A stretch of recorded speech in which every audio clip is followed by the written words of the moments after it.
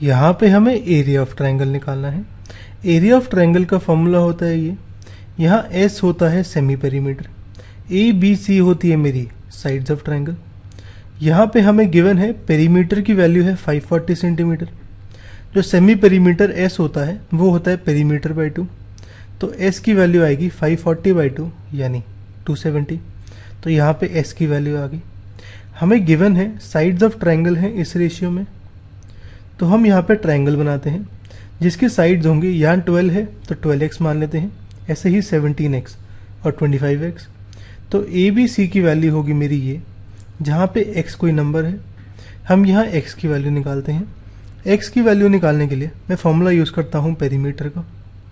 Perimeter होता है सम of sides, यानी इन तीनों साइड्स का सम होगा मेरा 540, यानी 12x 17x और 25x का सम होगा 540।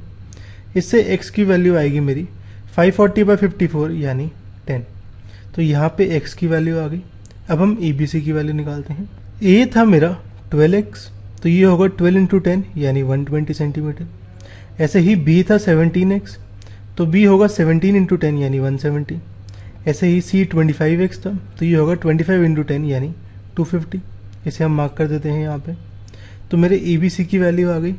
s की वैल्यू हमने निकाली थी, उसे पुट कर देते हैं। ये मेरा आ जाएगा कुछ ऐसे।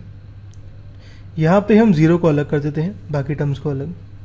यहाँ 15 इंटू 2 होता है 30, तो एक 0 बच जाएगा, इसको मैं यहाँ डाल देता हूँ। तो ये हो जाएगा 10 की पावर 6। 27 इंटू 3 होता है 81, 81 होता है 9 का स्क्वायर।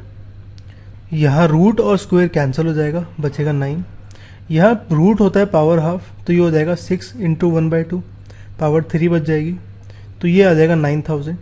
तो एरिया आ जाएगा मेरा 9000 सेंटीमीटर स्क्वायर।